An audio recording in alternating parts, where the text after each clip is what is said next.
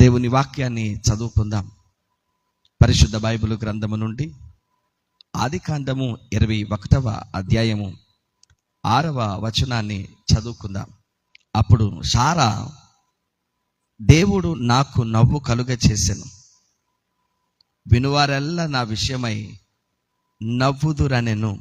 America హాస్య నటుడు మరియు రచయిత అయినటువంటి జాన్ బ్రాన్యన్ అనేటువంటి వ్యక్తి నవ్వును గురించి ఈ రీతిగా మాట్లాడుతూ ఉన్నాడు. మానవ జీవితంలో కలవరం, కృంగుబాటుతనం, బాధలు, బలహీనతలు, శ్రమలు, విసుగుదల ఇవన్నీ కామన్, ఇవన్నీ ఉంటాయి. ఇలాంటి జీవితానికి నవ్వు అవసరమని దేవుడే ఈ నవ్వు అనేటువంటి దానిని మానవ జీవితానికి ఇచ్చాడు అని తను చెప్తూ ఉంటుంటాడు. నవ్వు అనేటువంటిది మనం ప్రత్యేకంగా కోరుకునేటువంటిది కాదు. దేవుడు మనకిచ్చినటువంటి ఒక వరం. మనం అడగకుండానే దేవుడు మనకిచ్చినటువంటి ఒక ఫలం.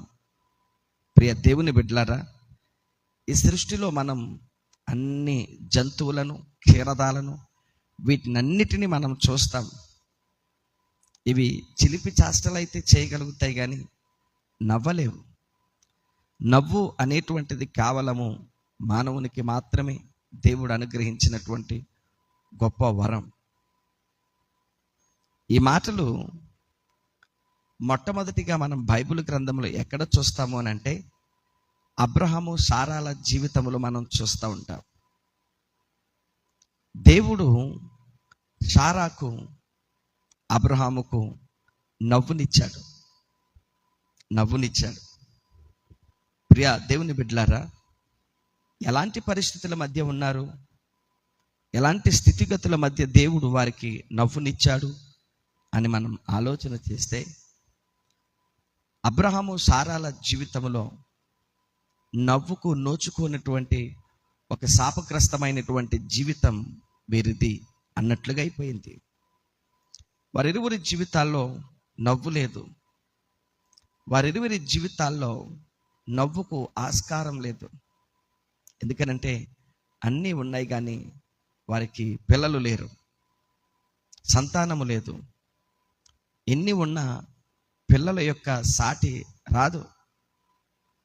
ఆ యొక్క లోటు వలన, లోపం వలన, కొరత వలన వీళ్ళు బాగా దుఃఖిస్తూ ఉన్నారు, దిగులుతో ఉన్నారు, మనోవేదనతో ఉంటున్నారు, చింతకు గురయ్యారు, బెంగతో ఉంటున్నటువంటి పరిస్థితులు. ఈ ఉదయకాల సమయమందు ఈ మాటలు వింటున్నటువంటి నా ప్రియ సహోదరుడా, సహోదరి, ఈ రోజున నీ మనోవేదనకు కారణమేంటి? నీ చింతకు కారణమేంటి? నీ దిగులుకు కారణమేంటి? నీ బెంగకు కారణమేంటి? దేవుని వాక్యము సెలవిస్తూ ఉంటుంది. ఈ ఉదయకాల సమయమందు దైవజనునిగా నేను మీతో పంచిస్తున్నటువంటి ఈ వాక్యం, దేవుడు మనకు నవ్వు కలుగ చేసేటువంటి వాడు.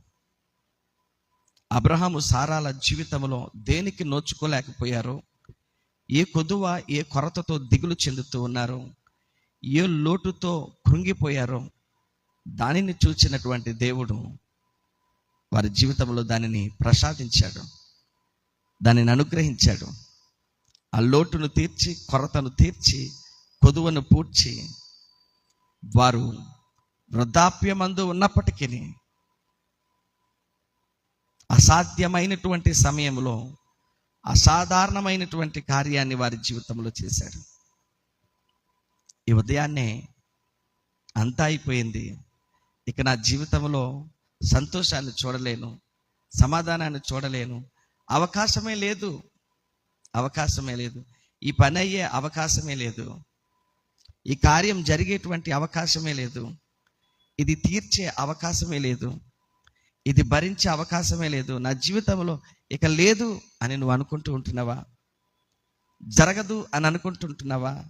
నేను చూడలేను, నేను చెయ్యలేను అని అనుకుంటూ ఉంటున్నావా?